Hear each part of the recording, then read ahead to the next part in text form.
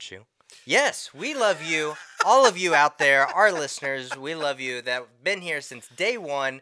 And that is a little tagline or a little something from our film Deadlines that we finally have a premiere date for. Yes. Red carpet event. What? That's right. You heard him right. We are going to do a red carpet world premiere, if you will, of our film Deadlines. April 21st. Yep, it's right around the corner. Just we cannot wait, guys, to see the thing on the big screen, to finally have people be able to watch it. It's going to be so freaking exciting, and we are pumped because this is a passion project of ours. It's our directorial debut. We have phenomenal performances by two of the most gifted young women actresses that you will ever lay your eyes on. They just did phenomenal. It's a story that is so relevant right now, and it's going to get people talking, and just, we're so excited. We're so pumped, man. We're so pumped. I mean, finally, we'll be able to put our greatness up on screen, and people will be able to see that. And if you are not coming to the red carpet premiere, because it's limited seating, but we will be sure to let you know when it is up on Amazon Prime. Yes! We want everybody and anybody to see this thing and start a conversation, because that's what we're all about, man. And be nice with the reviews. Exactly. Be nice with the reviews. It's very important. It's very important. But, man, let's get this crazy show started.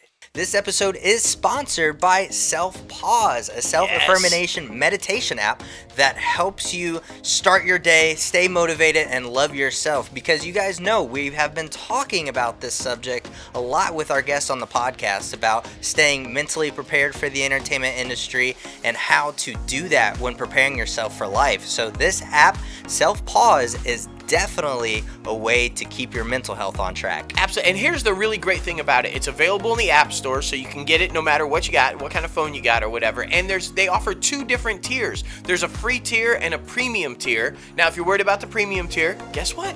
You can try it out free for 2 weeks, 14 days, and then it's only $3.99 after that a month.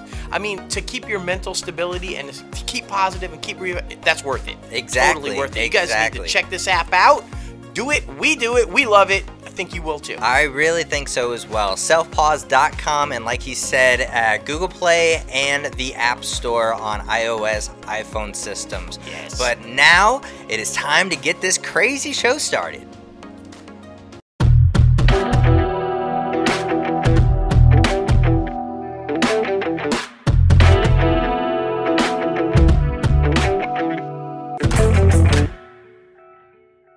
What's up, everybody? Welcome back to another episode of Inside the Crazy Ant Farm. Holy moly, we're on episode 188 of Inside the Crazy Ant Farm. Still crazy, still rocking, still rolling. All the good things are happening here at Crazy Ant Media and with ITCAFpodcast. Yes! Let's just tease a little bit right now because we're both super excited about it.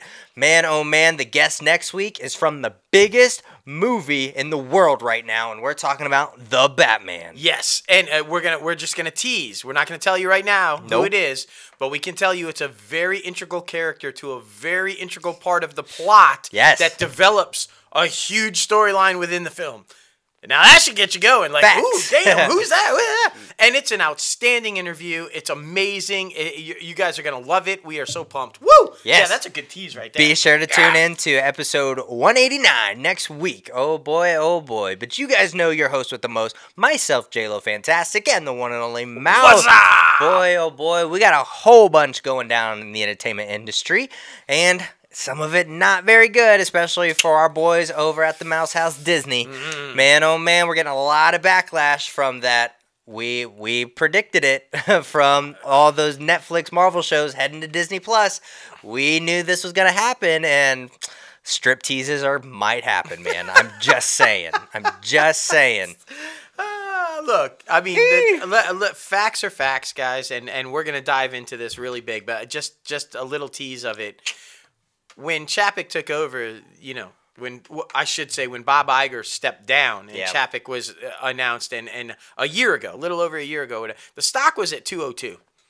It's been swimming in like the high 120s, 130s. That's awful. That is a drastic drop over the year, boys and girls. And shareholders, Not so happy. Not at all. And it just misstep after misstep. We're going to get into it, but it's not good for Chapek. It's really not, man. It's really not. But before we get this thing started, be sure to head over to our website, www.crazyantmedia.com. You see the merch that we're wearing right here. Be sure to get yourself something. We have promotional deals happening all the freaking time, so that's why you got to follow us at Crazy Ant Media and at ITCAFpodcast. Free shipping coming up.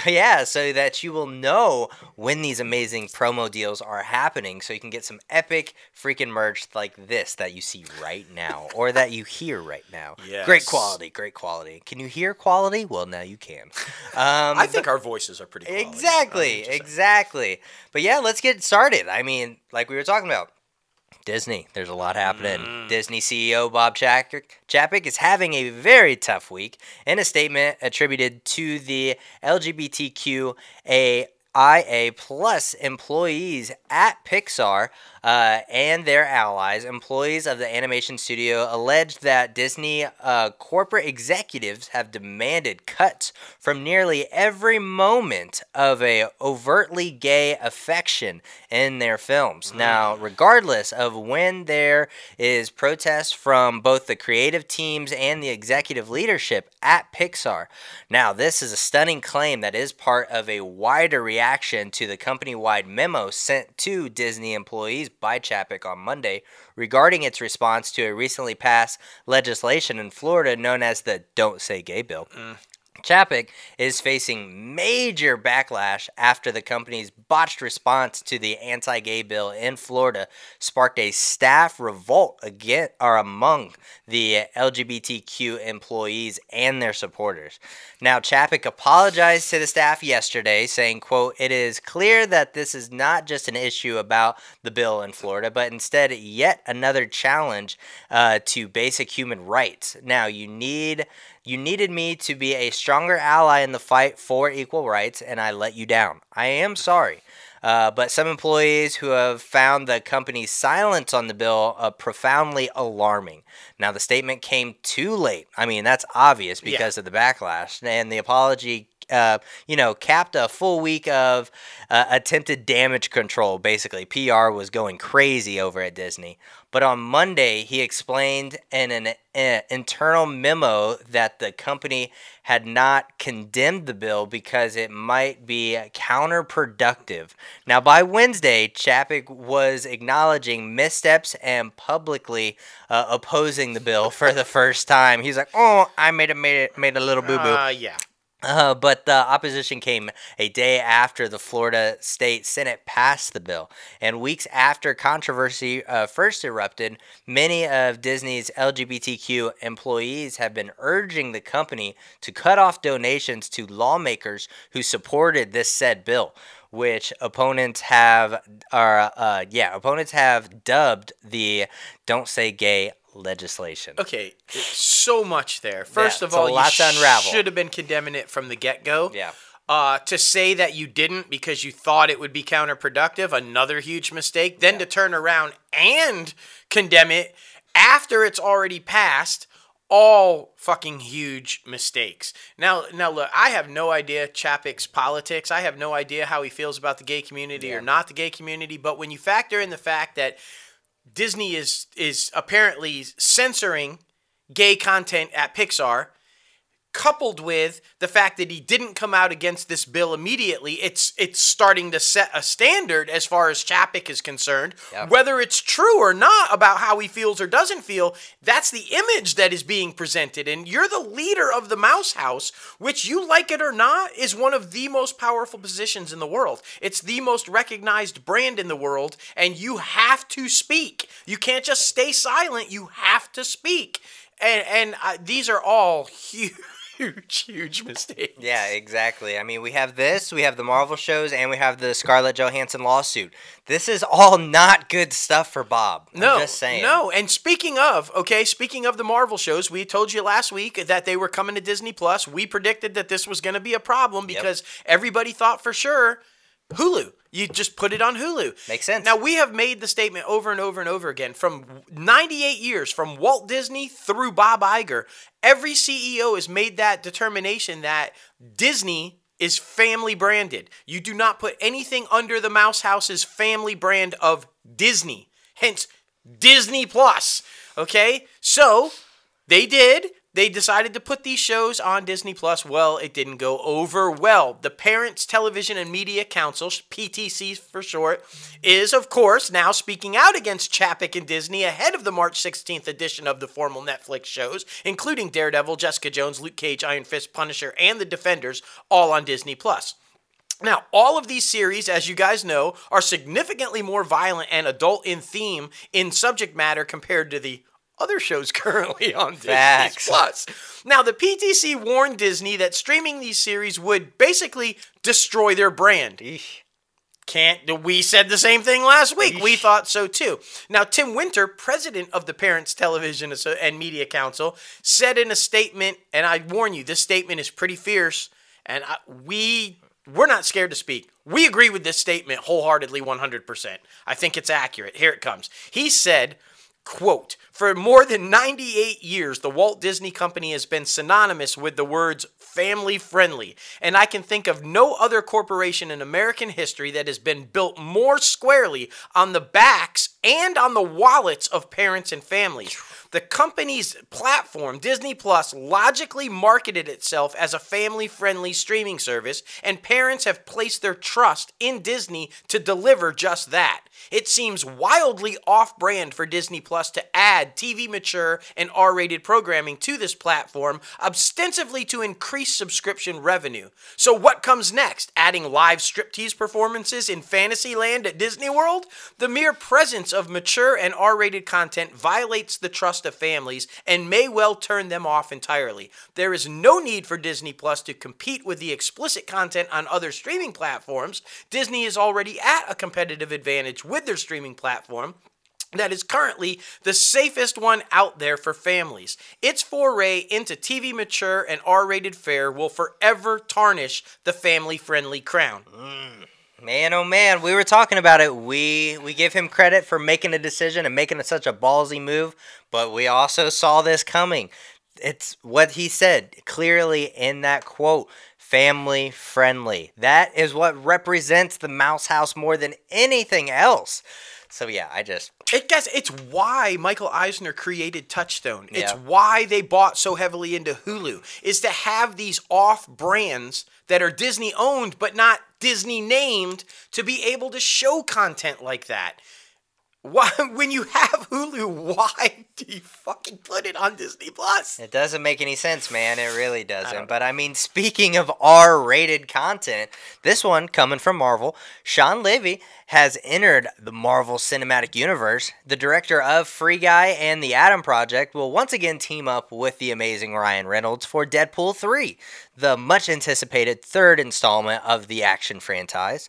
Reet Reese and Paul Wernick, who penned the first two Deadpool films, will write the third movie besides Reynolds. No other cast members are confirmed for Deadpool 3 at the moment, so we shall see. Will Cable come back? I mean, at the end of Deadpool 2, I really love their dynamic, so I would love to see Josh Brolin come back. Well, my bigger thought is, will we finally see Logan? Yeah. Remember, Sean Levy and Hugh Jackman have a relationship as well, and they've done movies together. So they're all very friendly, and that could be. Is Sean Levy coming on board to finally make the Deadpool Wolverine thing happen? It would be so epic. Oh my God, it would be epic. Hey, you know what else was fucking epic? And okay, so now we're rolling into some really good news for Disney, right? Forget all the bad Chapek stuff. Let's talk the good news. Woo! Star Wars fans have been waiting nearly 17 years. I can't believe it's been that long already for Ewan McGregor to return to the franchise as Obi Wan Kenobi. And this week, Disney Plus debuted the first trailer for the series, and it's full of tantalizing little clues and Easter eggs. As every Star Wars fan knows, Obi Wan Kenobi will reunite McGregor and Anakin Skywalker actor Hayden Christensen after the duo were front and center in Attack of the Clones and Revenge of the Sith. Now, the opening shots of the Obi Wan Kenobi trailer establish a setting familiar to all Star Wars fans, Tatooine. The series is set 10 years after the events of Star Wars.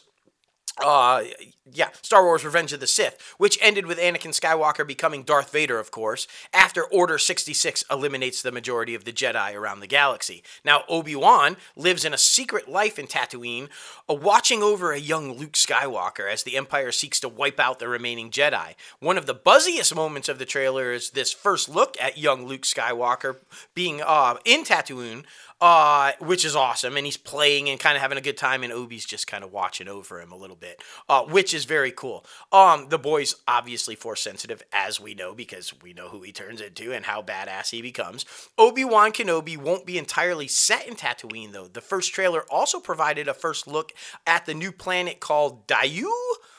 I'm going to go with Daiyu. We also see the live-action version. This one really got me fired up, of the Grand Inquisitor, one of the main villains of Obi-Wan Kenobi, alongside Inquisitor Reva and Darth Vader himself. The character, as you guys know, if you're fans, was first introduced in the animated form in Star Wars Rebels and is the highest-ranking Inquisitor within the Galactic Empire. The character reports only to Darth Vader, which is obviously where we think Hayden Christensen's return will most likely factor into the series. Duh. Now, speaking of him, that was the most notable thing watching the trailer that most people are talking about, was the absence of seeing him, other than the famous... That was it. That was it. So, but anyway, 17 years in the making, we're finally going to get it, and the trailer delivered. The older, more forged Obi-Wan just looking over the young Luke, and it was so fucking exciting to see. It was such an amazing thing. I've literally watched this thing 20 times. But fucking, Ewan McGregor is meant to play this role, and it's such a beautiful thing to see. As soon as I watched it for the first time, I really just felt like a kid again, going back to the theater and watching Attack of the Clones and all this different stuff. So it was just so exciting to see. I'm so pumped for this. I'm sad it's a limited series and probably is only going to be 6 episodes. But man, oh man, it's going to be some great fucking content. I agree. So pumped. I agree wholeheartedly, and I'm just okay. What I wanted to highlight, too, is because if you guys pay attention, okay, and you really look closely, okay, at this thing, I think his metamorphosis, you're starting to see him look like old Obi-Wan from the original Star Wars movie. Yeah. I mean, the pattern of the beard and the whole hair kind of thing. I love that progression into we're going to see him become who we were originally introduced to. And I fucking love that. I'm so excited. Yeah. It's going to be so great. It's going to be so great. I'm pumped about this next one. Oh, man. Disney Plus has ordered a new series about the beloved Muppets musical group, the Electric Mayhem Band. Yes. Now, the series, titled The Muppets Mayhem, will follow the band as they try to record their first ever album. Now, Lily Singh will star as Nora, the human junior AR executive tasked with managing the Electric Mayhem Band. Oh my goodness. Now, the band consists of Dr. Teeth on vocals and keyboard, Animal on drums, Floyd Pepper on vocals and bass, and Janice on vocals and lead guitar, and Zoot on saxophone, and Lips on the trumpet. Hell yeah. And why am I so excited? Because anybody who knows me knows Animal is my all-time favorite Muppet, and I fucking can't wait to see him go crazy on TV again. Animal, go bye-bye! Oh, I just fucking love Animal. All right. Jill Eikenberry is set to guest star in the ABC drama pilot L.A. Law, the revival of the iconic Stephen Bochco legal drama that we've been telling you about. And obviously, she's going to reprise her role as Ann Kelsey. Eikenberry starred in all 8 seasons of the original NBC series as Kelsey, associate partner in the firm. Now, in the pilot, she's well beyond associate partner. She's now a judge. So that's going to be badass. And she's now the 3rd person from the original series to be announced to be coming on to the show. Corbin Burnson and Blair Underwood, obviously. So that's fucking exciting. Yeah, and I predicted it. I knew you can't have LA Law without these people coming in, at least making appearances. Exactly. We need the little cameos. We need it. It was iconic. I mean, you have to have them. Exactly, man. But this next one's very interesting. Now, stick with me on this one. Hulu is set to unlock a new unlimited DVR feature for all Hulu Plus live TV subscribers for no additional fee. Now, on April 13th, Hulu will introduce unlimited DVR for live TV customers available across the entire lineup of 80-plus channels. Now, this is including broadcast networks like ABC, NBC, CBS, and Fox.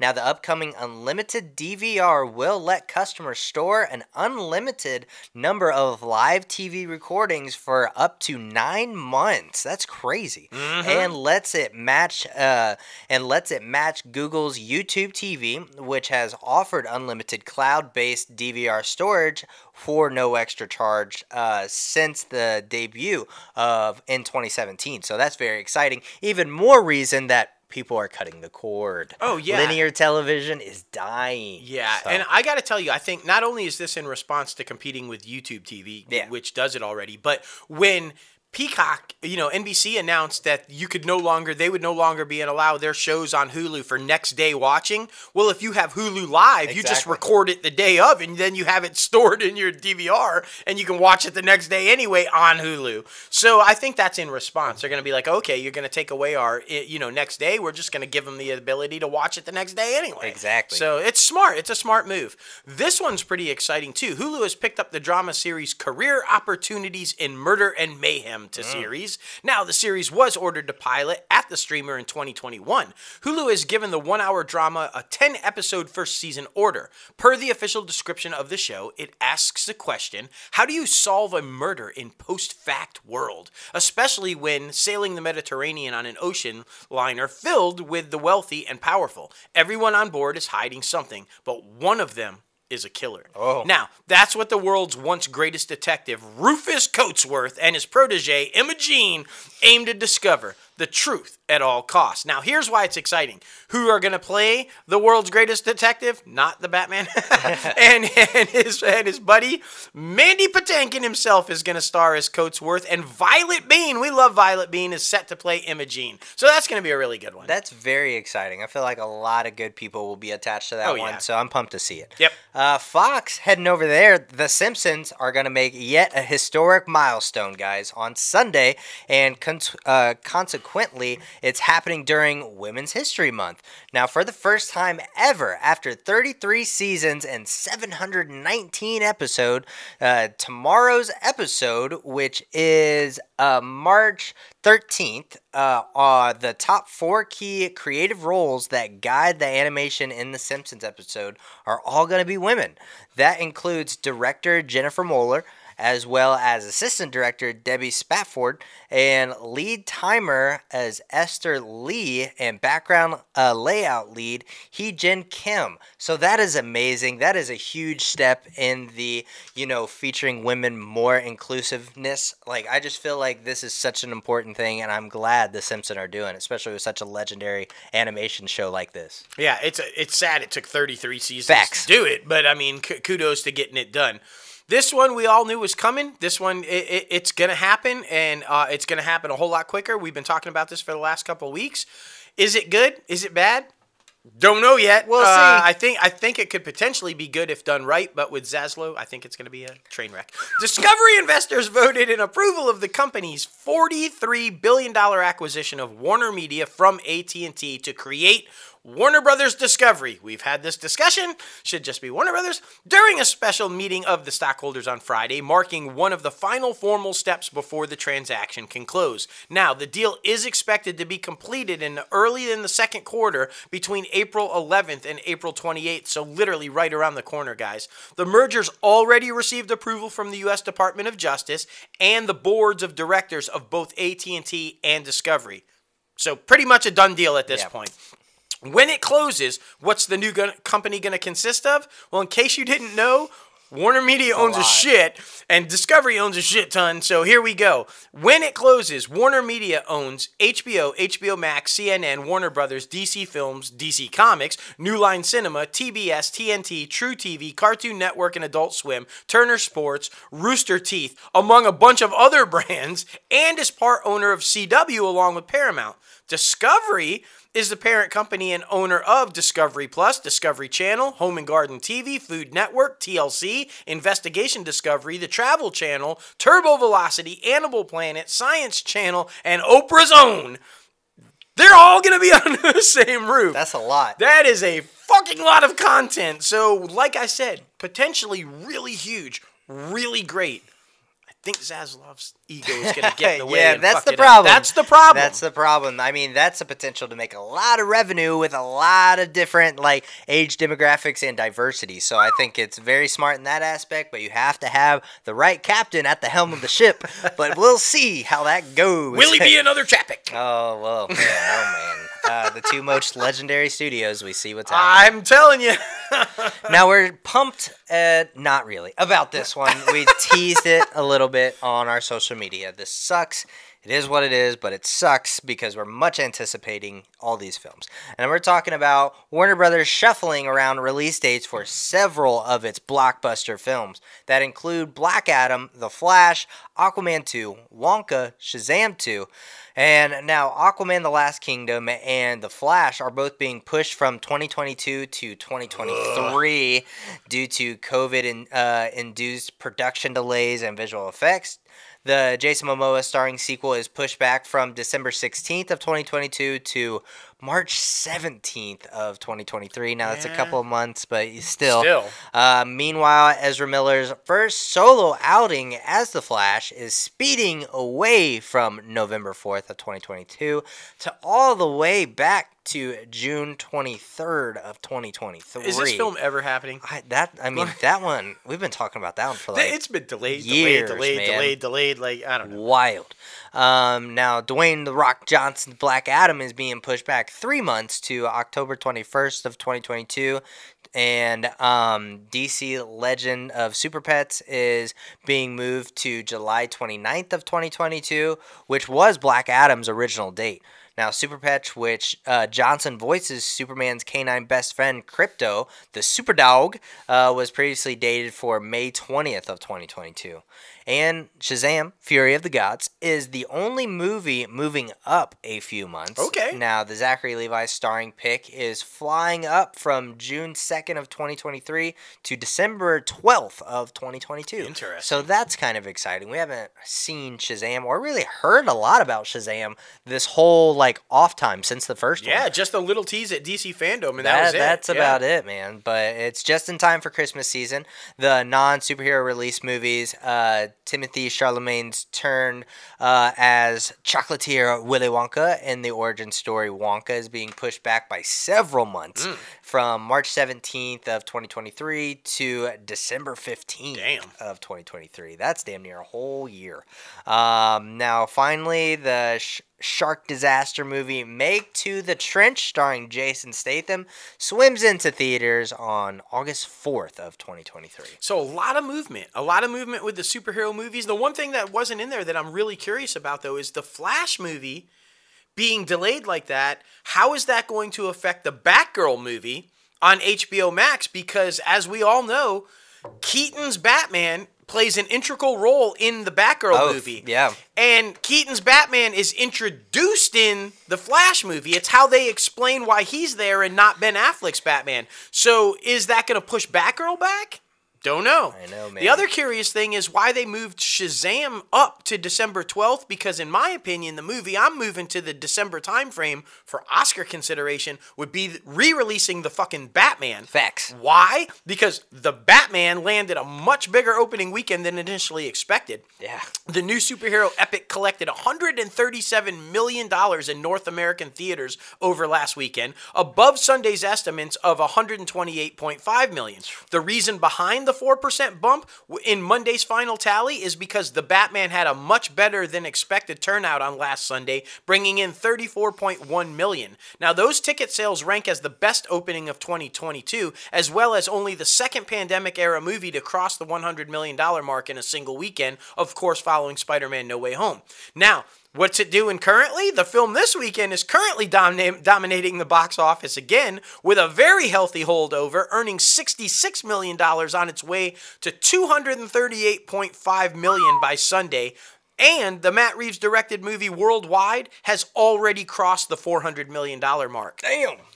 It's doing pretty good. And guess what, boys and girls? There's nothing really opening again next weekend, so I feel that holdover. He's going to hold it at least one more weekend. At least, if not two. I mean, you never freaking know, but I mean, this movie is absolutely killing it. And before it came out, there was rumors going around that there was possibly going to be a Penguin series, from the Batman spinoff and all this good stuff. Well, with the success of that, of course they're going to move forward with it. The Batman spin-off series titled about the Penguin at HBO Max has officially been ordered to series. Colin Farrell will return for the limited series after starring as the famous Batman villain in the recently released film. The show will follow the character whose real name is Oswald Cobblepot as he rises through the ranks of Gotham's criminal underworld. Yeah, because if you guys saw the movie, he takes over Falcone. Now he's the guy. Now he's the guy in charge. So he did so well. I mean, gosh. For Pattinson, and fucking Farrell, we were like, maybe we'll see how they do. They both just fucking knocked it out of the park, man. It was so good. And kudos to Matt Reeves for knowing. Right, yeah. He just knew these are my guys, and boom. In fact, I saw somewhere that there was no other choice for Penguin. That was his guy. So that's interesting. That's awesome. So now there was also long rumored that this was going to also do a spin-off series involving the Gotham PD, right? But because the movie was so successful and focused the ending about Arkham Asylum, and now we know the rewriting of Martha Wayne's story and Arkham and that whole kind of a thing, they've decided to definitely put the Batman television spinoff series centered on the Gotham Police on hold. Not going to happen. Why? Because it's getting a television spinoff in a different direction. The spinoff is now going to emerge as a series about Arkham Asylum, moving more into the realm of exactly what would happen in the world of Arkham if it relates coming off of the film and some of the characters and their origins. So I'm assuming we're going to hear a lot more about Martha Wayne and all that and the family and how that all went down.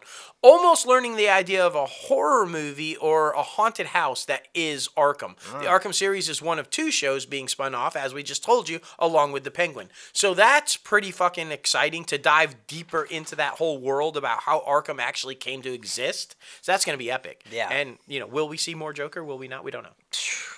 We don't know. Maybe. We'll see.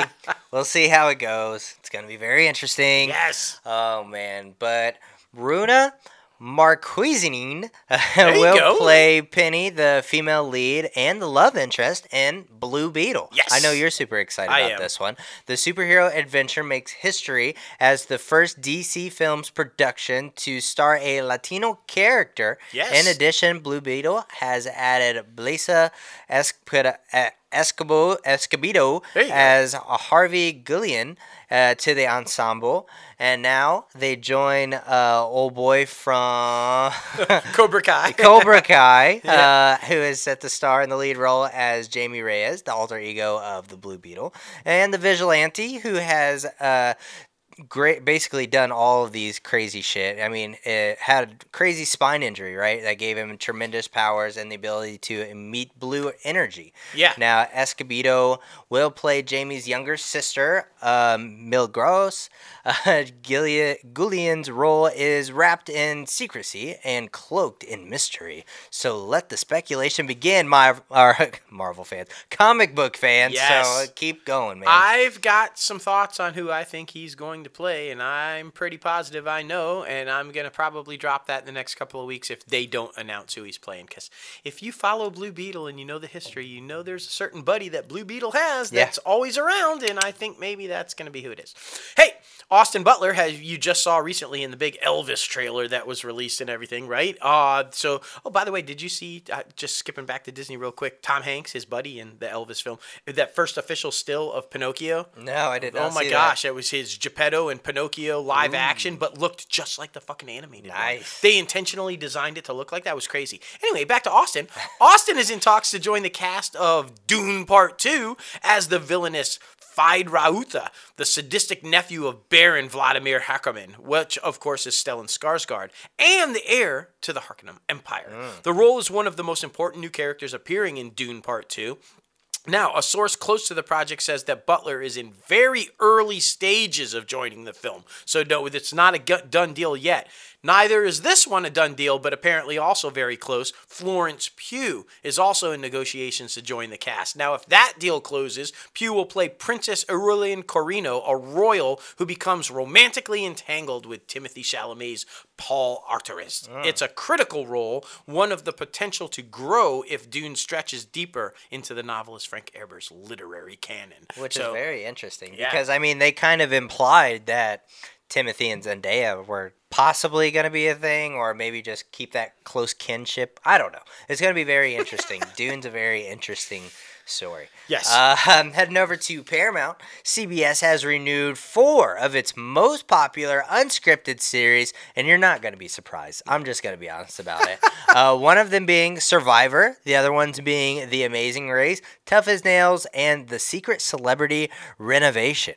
Now, all will return for new seasons next year. CBS previously announced the renewals of several scripted series as well, including Bob Hart's Abishola, CSI Vegas, Ghost, The Neighborhood, and, of course, Young Sheldon. So, by no surprise, yet all these were coming back. Survivor is a survivor. That show is just not going to die. No. I mean, Jeff Probst will die before the show goes off the air. I think.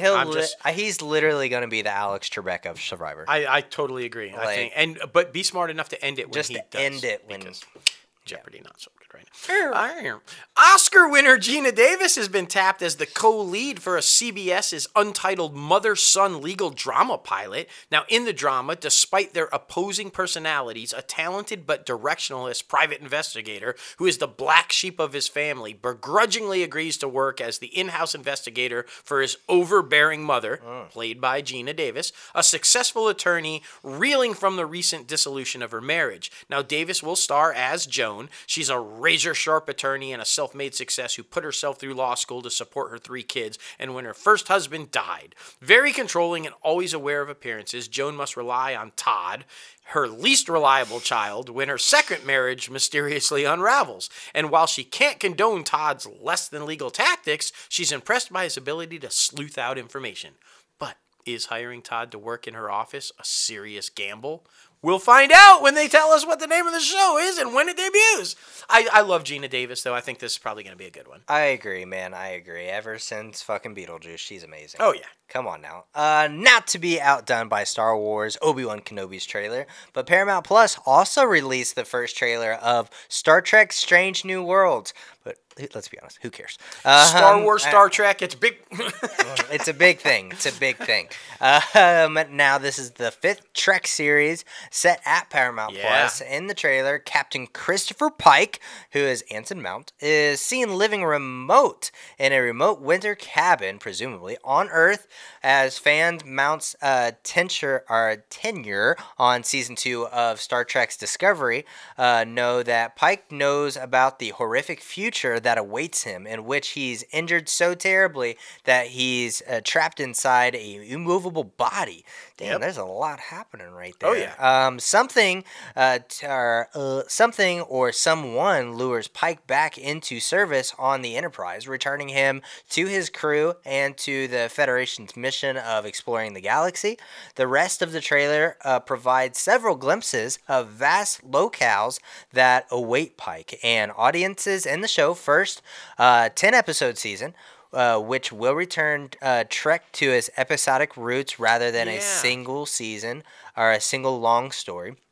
Joining him will be number 1 Rebecca Romijn as Spock and Ethan Peck as seen in the first season of Discovery, along with Legacy Trek. Characters Nurse Christine Chappell, played by Jess Bush, Cadet Noeta Yohara, Celia Rose Gooding, and Dr. Bingbenga. 3 new characters will round out the cast. Lieutenant Erica Ortiguez, played by Melissa Navia, and Lanaine Noeen Singh, played by Christina Chong, and Himmer, played by Bruce Horick, are the first legally blind actors to play a central character on the Trek TV series. Okay. I know. So that's breaking ground, man. I heard Uhura, Cadet Uhura, who we all know who goes on to be Lieutenant Uhura of Star Trek fame. I love that. For anybody who's not familiar, Pike was the captain of the Enterprise before Kirk. And the pilot for the original Star Trek series way back in the 60s had Pike and Spock, not Kirk. And so that's where this character comes from. And so now they're going to tell that story of Pike and his Enterprise prior to that awful thing happening to him and Kirk getting control of Enterprise. So it's going to be really interesting to see the history of Uhura and like how that all plays out. And yeah, it's going to be awesome.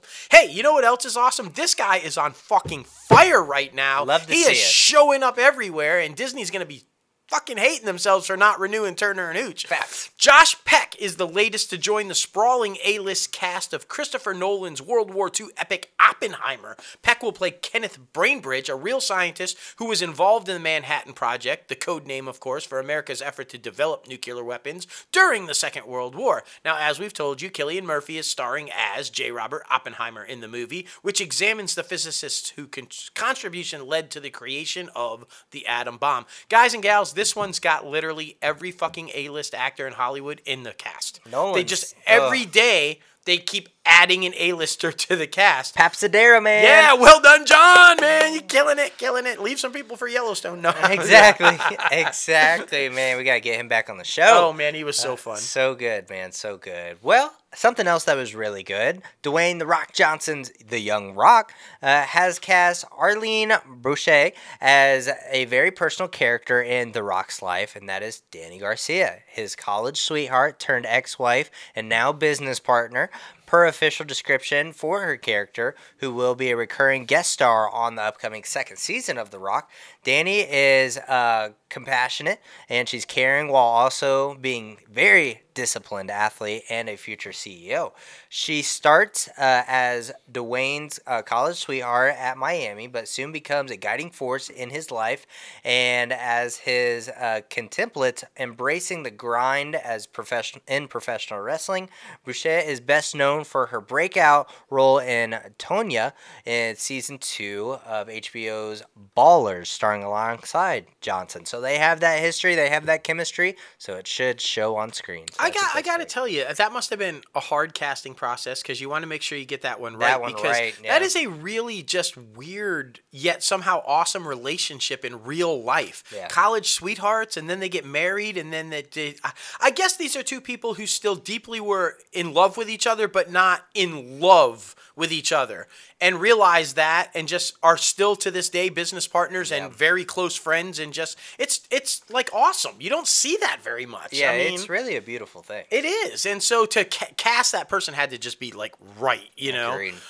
This is exciting. Ernie Hudson, coming off the Ghostbusters new Afterlife movie, has joined the Quantum Leap sequel series pilot at NBC. Hudson joins previously announced series lead Raymond Lee in the pilot. Now, this is why I'm excited, because I'm a fan of the original show and I watched it. Hudson is attached to play a character named Herbert Magic Williams. Why does that sound familiar? He's a Vietnam veteran and the head of the Quantum Leap Project.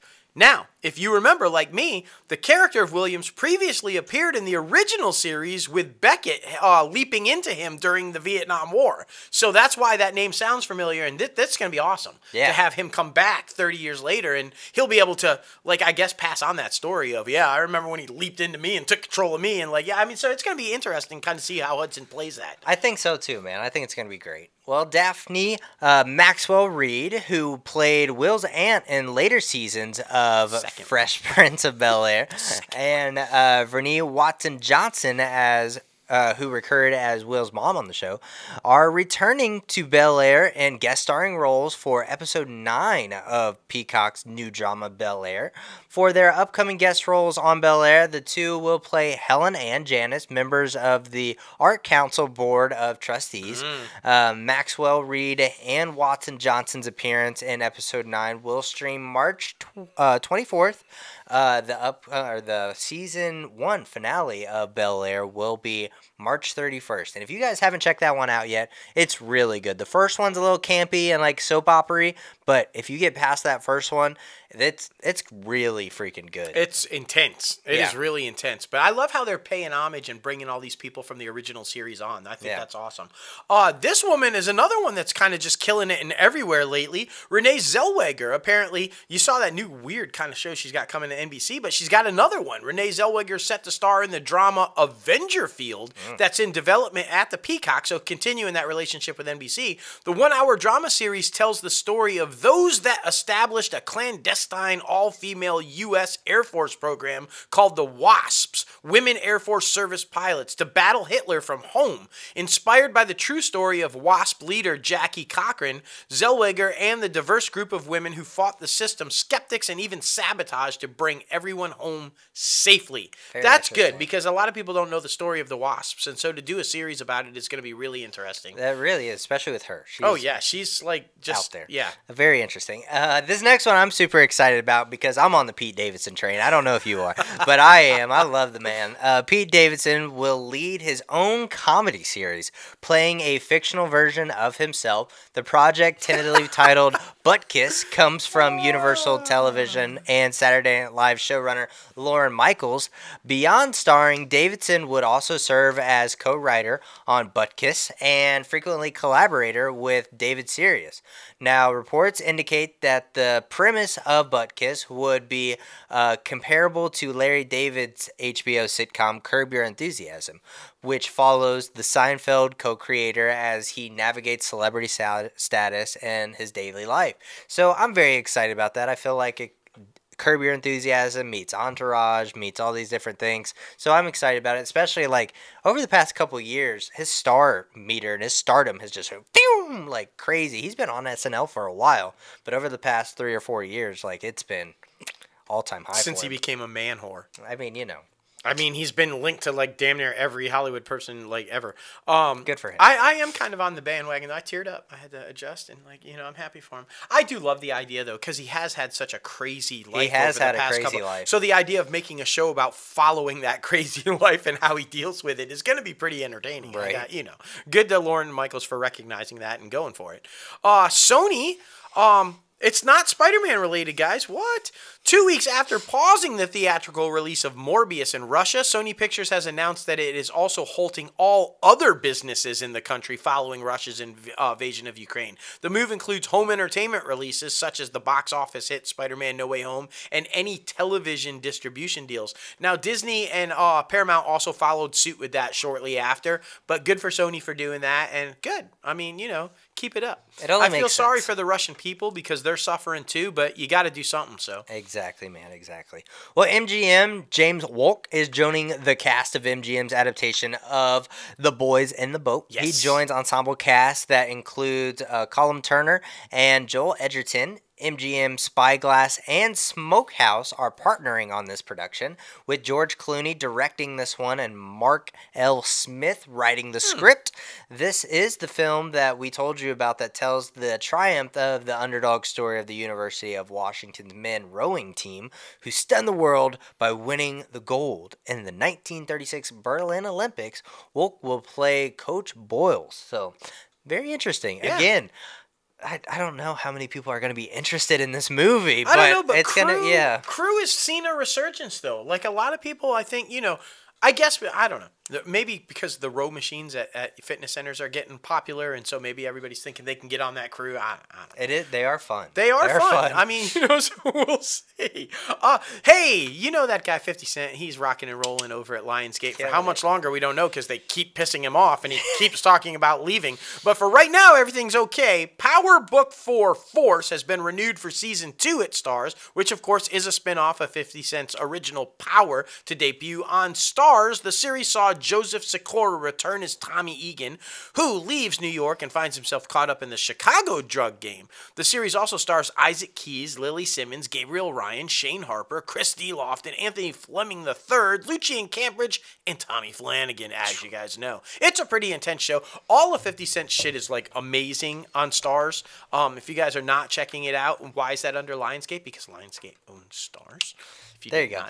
But check those all out. And I mean, everything that Starz is putting out, is fucking awesome right Exactly. I mean, he really just needs to buy stars. He It does. needs to happen. But keep heels. Yes, keep that. I mean, If that's you buy so it, successful. keep fucking heels. Don't fuck that up. Don't do it. All right. Well, AMC, if you guys thought Walking Dead couldn't do anymore, well, you're wrong, because The Walking Dead continues to live on at AMC, because that's what's the only living, breathing thing that they have and that they keep pumping blood out of.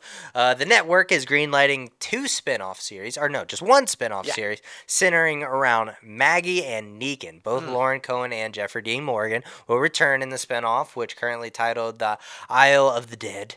Now, the 6-episode series will see the 2 characters traveling into a post-apocalyptic Manhattan, long ago cut off from the mainland. The crumbling city is filled with the dead and denizens who have made New York City their own world, full of anarchy, danger, beauty, and terror, of course. Now, the series is expected to debut in AMC and on AMC Plus in 2023. But again, do we need it? No. It's time to move on, guys. It's time to move on. Do I like Negan? Do I like Maggie? Do I like the characters? I love the actors. They're both phenomenal, but it's time to move on. Season 7 was the peak, and then after that, enough is enough. Jesus. Hey, maybe this one will help make that decision a little easier, because this guy's fucking phenomenal, and this show sounds amazing. I'm talking about Giancarlo Esposito, who you just saw in The Mandalorian, obviously. He's such a badass. He's set to star in the newly greenlit AMC drama series The Driver. Now, the 6-episode first season focuses on a taxi driver played by Esposito, whose life is turned upside down when he agrees to chauffeur a New Orleans-based Zimbabwean gangster notorious for exploiting undocumented immigrants at the U.S. southern ports. That sounds fucking amazing. The show is slated to debut on AMC and AMC Plus in 2023. Him in a gangster-related show set in New Orleans, I'm all in. Exactly. You guys know our roots set down in freaking New Orleans in the South, so we love everything that comes out of there. Oh, Jesus. Immigration and trafficking and all that kind of so huge down there. Huge. So this is going to be a huge show. Agreed, man. Agreed. Heading over to Netflix and something that they're just banking off of, and that's the one and only Shonda Rhimes with her Shondaland, which they have scored another series from the production company at Netflix, with the streamer picking up the murder mystery drama The Residence. The series is inspired by Kate Anderson Brower's book The Residence Inside the Private World of the White House. It is described as a screwball whodunit set in the upstairs, downstairs, and backstairs of the White House. Among the eclectic staff of the world's most famous mansion, the show is said to feature one dead body, one wild, eccentric detective, and one disastrous state dinner. Per Netflix, the show has received an 8-episode order. Just all of that sounds very interesting and better than The Walking Dead. So this is why we're going to watch.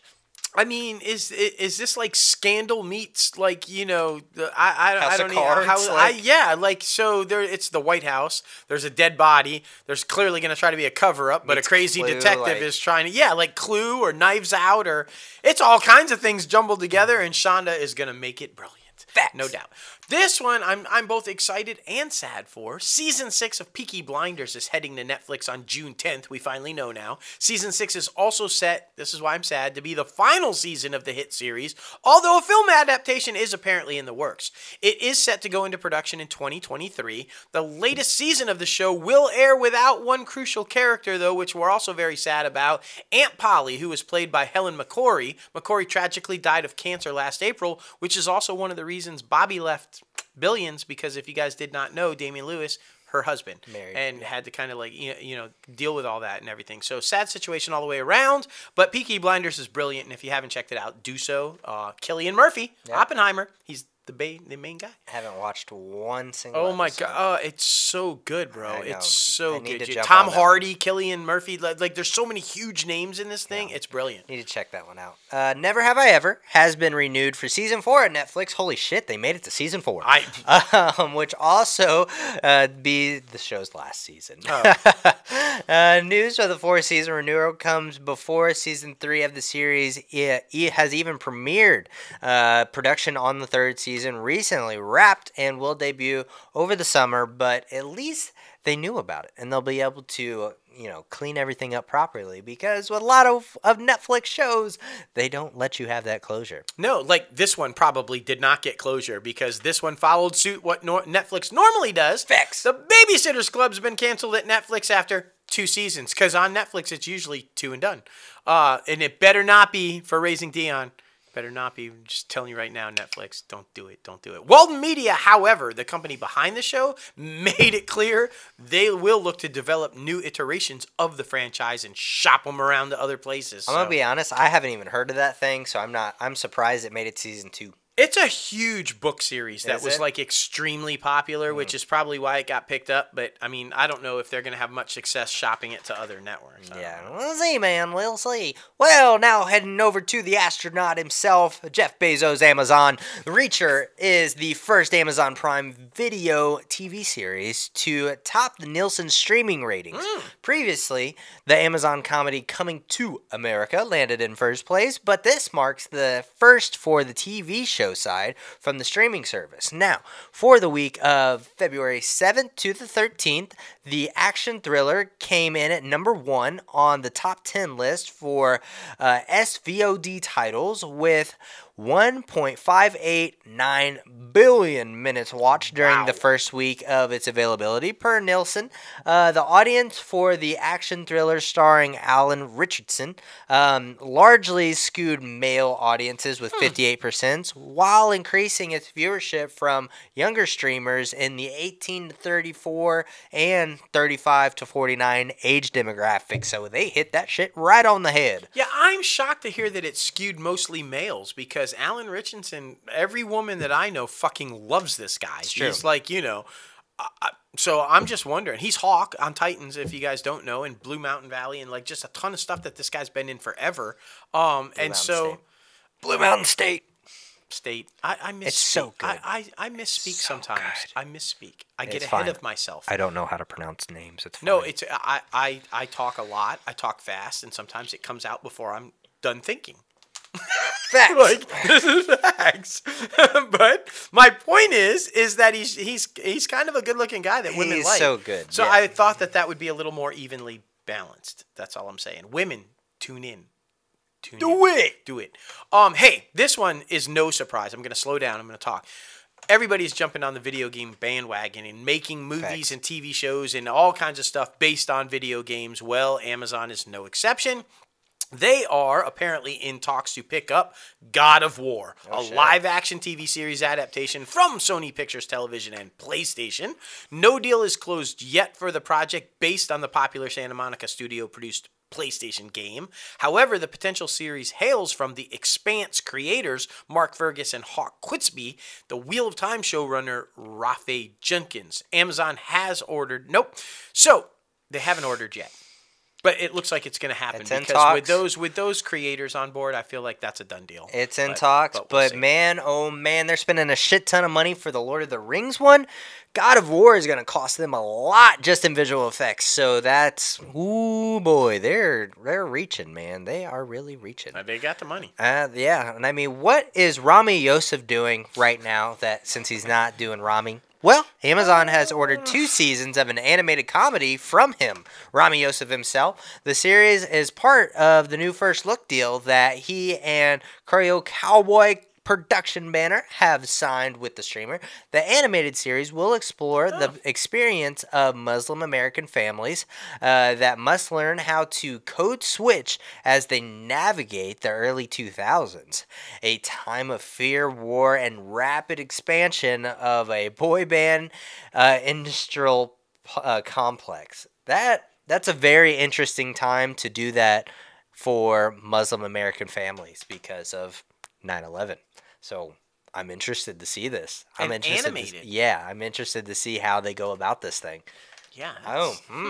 That That one sounds intense. Yeah, man. Sounds pretty good. Animation. This one is surprising. I'm going to be honest about it. I was shocked when I read this one. I was like, what is going on? But okay, everybody's trying to get in on it, right? And I guess why not Apple too?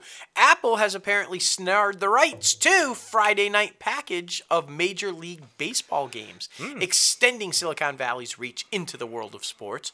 Apparently, under the terms of the new pact, Apple will have exclusive rights to telecast 2 Friday night baseball games each week, totaling for about 50 per year in the U.S. and 8 countries overseas via Apple TV+. That's something that I feel like Amazon and Apple are separating themselves from these other streamers. They're going after sports heavy. So, I mean, the other ones might have to jump on that, especially with the linear television Yeah, stuff. no doubt. I mean, and they're both trying to catch ESPN+, obviously. Yeah. Disney, ESPN forever. So, but it's smart. It's a smart move. I mean... Exactly, man. It's very exciting. It's very freaking exciting. Well, that's our industry news segment, guys. That was a whole bunch of stuff.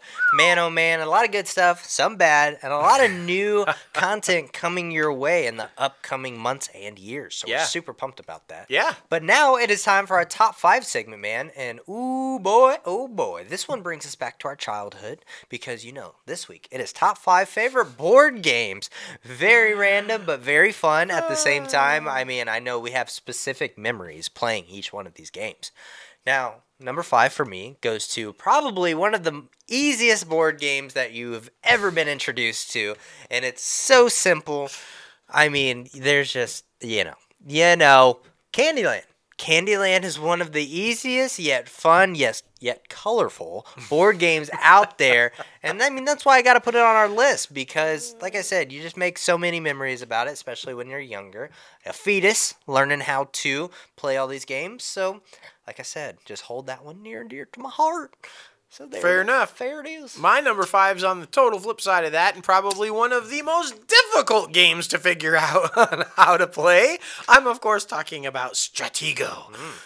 You want to know how to be a leader on a battlefield and strategize to win a war and take over territories or defend off somebody from taking your territories?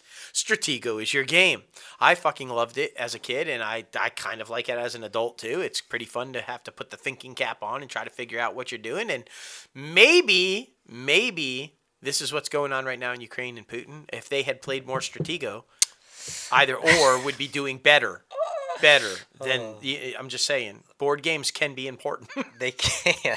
I'm trying to make light of the situation. It fucking sucks over there, okay? Of course Stratego can't help. But number funny. 5, Stratego. Stratego. I've never played Stratego, to be honest with you. Oh, shit, we've got to play. Oh, man. Number 4 for me goes back to a classic. You'll find it at every outdoor venue of Cracker Barrel, and that is checkers. This is another one that's just super simple.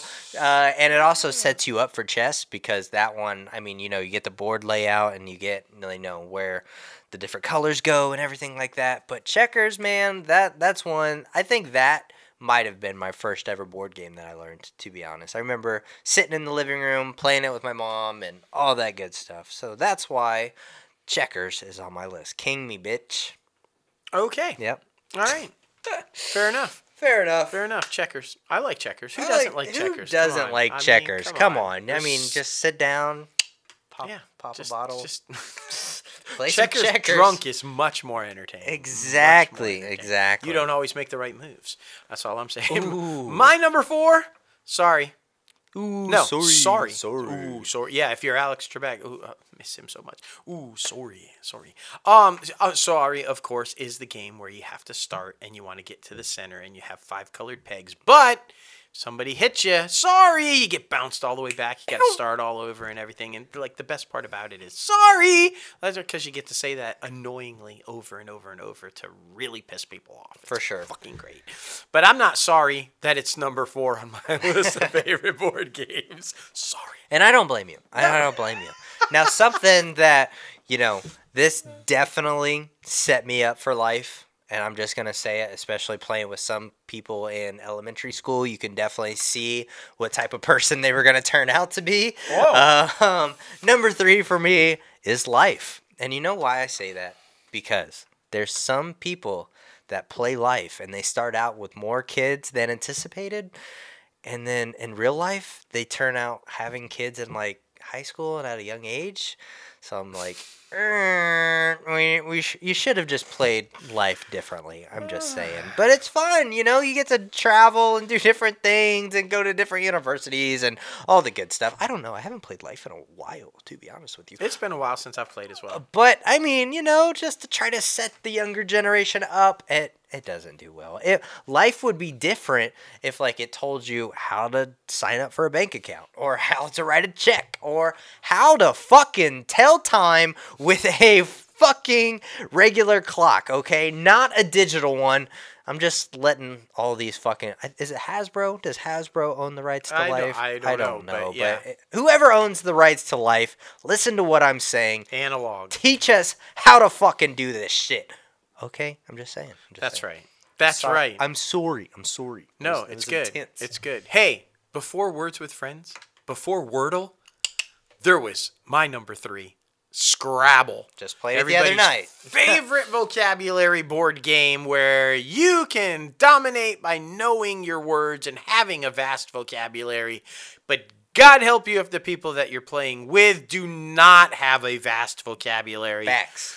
Because they will question you. They will argue with you. Every single time. Shoot you down.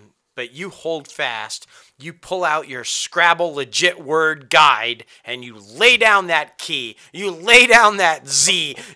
And you fucking move forward to your victory. That's all I'm saying. Just saying. Scrabble. All kidding aside, it is like really fun. And kudos, little Emily's becoming a real badass at it. Fucking dropped a 72-point word the other day. Like, just not even trying. Just 72 points. That was definitely the most I've ever seen, like a single word. Yeah, I mean, she's killing it lately. So she's doing really good. But, you know, she does have a vast vocabulary. Yes. She had a vast vocabulary dad. Yes.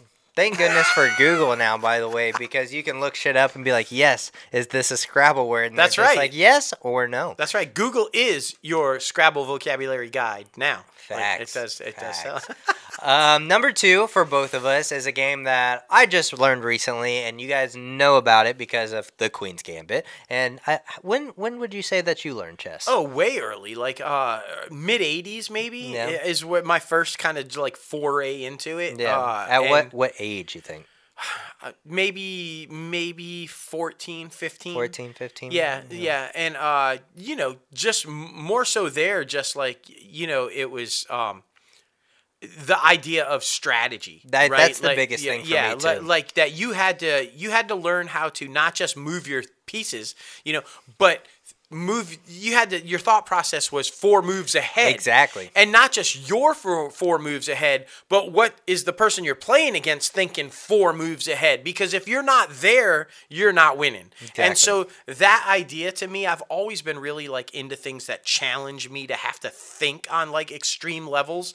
And chess clearly is one of those games that you have to be thinking well in advance and on extreme levels and on you and your opponent. And so I love the game. I just think it's one that we play a lot. We play like there's a little app and we go back and forth and everything. He's getting pretty good. He's like he's getting pretty good. Used to kill him and now it's like competitive. But I think time. that's something beautiful about chess. It sets you up for life more than fucking life. Let's be honest about it, because like if you say this to an individual, how are they going to react? How are they going to maneuver? And you think about all the different outcomes that a conversation could bring, and that's the same as chess. If you move this pawn, if you move this rook, if you move that knight, all that good stuff, how is the other person going to react? So I think chess is a great thing to learn to set you up for life and to prepare you for different situations that you may or may not get in. So that's why it's on our list, and it's very important. Yeah, and if you retain that knowledge in life and in the game, it helps you moving forward. Because people are creatures of habit. So they'll make the same move again or similar moves again. So if you remember what you've learned, you're going to grow. You're going to do better. You're going to compete. And that's the game of life, right? You got to like, fuck life. Chess is the game of life, like you said. That's how it happens right there, man. Exactly. That's why we had to put it on our list. Number 2 for both of us, chess. Number 1 for me is probably like, I love Batman. Batman's my favorite DC hero, and when I was younger, I always wanted to be like an FBI agent. I wanted to be a detective. So number 1 for me goes to Clue. I love Knives Out for this reason. Just trying to figure out these mysteries and these murders and all this different things, and watching, like investigative discovery, fucking all this different shit. You try to figure it out. No, it was for sure the husband. That's what it was. But it was Colonel Mustard in the dining room with the candlestick. But I love playing that process of elimination. It's so fucking fun. It was Professor Plum in the living room with the rope. Everybody knows that. We haven't played yet. I'm super excited for us to play. Oh my goodness, because like I used to play with my stepdad Levi all the time, and he used to whoop our ass. But yeah, so that's why we had to switch to Uno, which is a complete game of chance because this motherfucker is too smart. Okay, but yes, number one for me, Clue, and that brings back so many fond memories. I mean, come on now. All right, my number one. Anybody who knows me and has known me knows my number one. It's no surprise. It's my favorite game of all time. I'm undefeated, and I will whoop your ass. I'm talking about Monopoly. Monopoly. It's annoying. Guys, there's a strategy. There is a strategy, and you can win every time if you implement said strategy. And there's a second strategy. And there's a second strategy if someone blocks the first strategy, but I'm never telling you the second strategy.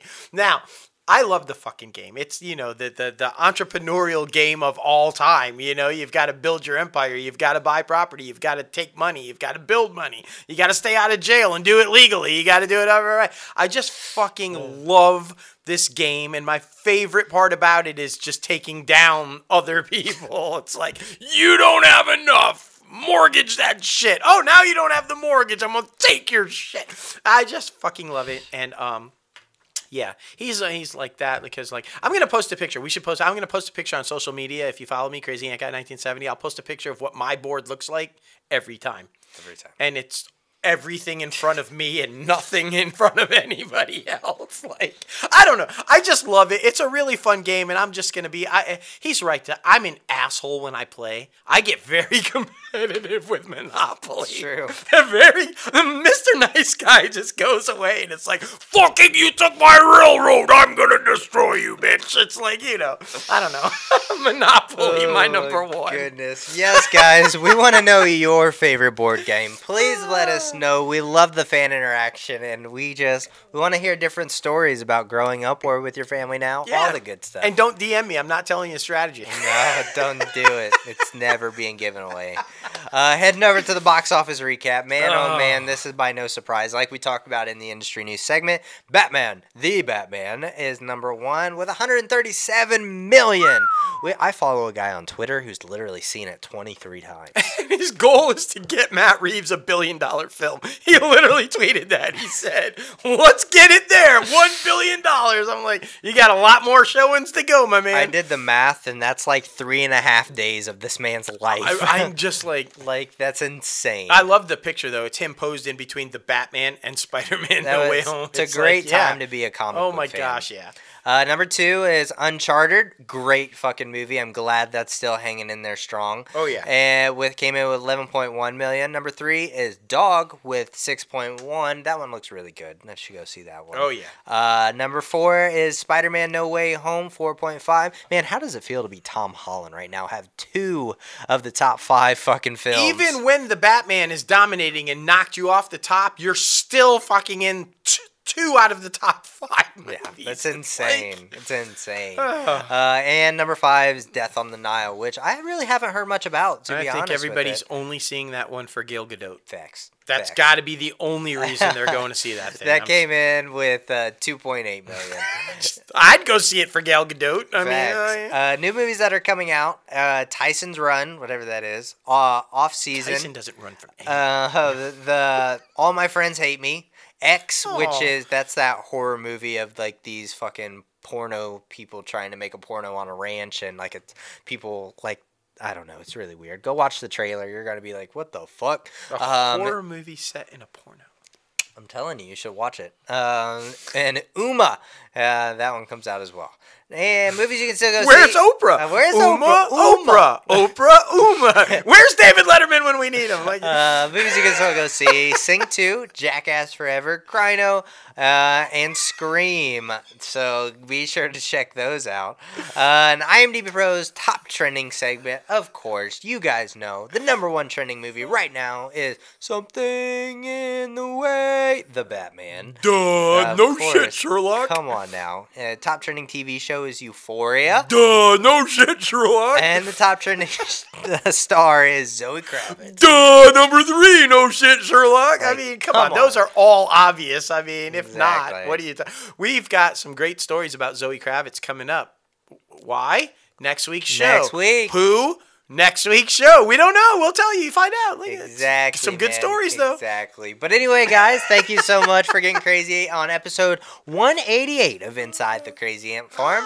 We got to thank ourselves one more time for being such amazing people. Be sure to follow the company and podcast on social media at Crazy Ant Media. You're the man. And at ITCAFpodcast. And be sure to follow us both personally on social media. Myself at JLoFantastic and that Crazy Ant Guy 1970, who's a hell of a guy. Thanks, really, man. Be sure to subscribe to the podcast, unless he's playing Monopoly. Then I'm an asshole, man. Like I just said. Be sure to subscribe to this podcast anywhere you listen to your podcast: Anchor, Apple Podcasts, Spotify, Google Play Music, iHeartRadio, Podbean, Stitcher, and so much more. If you're watching this video on YouTube, be sure to hit that like button on the video. Be sure to subscribe to the channel and ring the bell for all the latest and greatest notifications that we have coming out of Crazy Ant Media. Be sure to visit our website as well, www.crazyantmedia.com, where you start rocking the latest and greatest Crazy Ant Media gear. Free shipping, promotional fucking thing is coming up. Be sure to check that out. Follow us at our social media so you know when. Man, oh man, there was a lot of good fucking content for this episode. But I'm super excited for Oppenheimer too, to be honest. Oh my gosh, Oppenheimer and our boy John Papsidera just killing it. Oscar contender. I'm already throwing that out there. This guy's got to single-handedly be one of the greatest casting directors of all time. The cast that he puts together. Facts. Yellowstone in 1883 and freaking like the Mayor of Kingstown, then all these epic, all the Dark Knight movies, and like Oppenheimer, and just this guy is slaying, man. So fucking good. Slaying. Obviously, you know, I want to be happy about this. I'm happy that we're right. I'm not happy that we're right.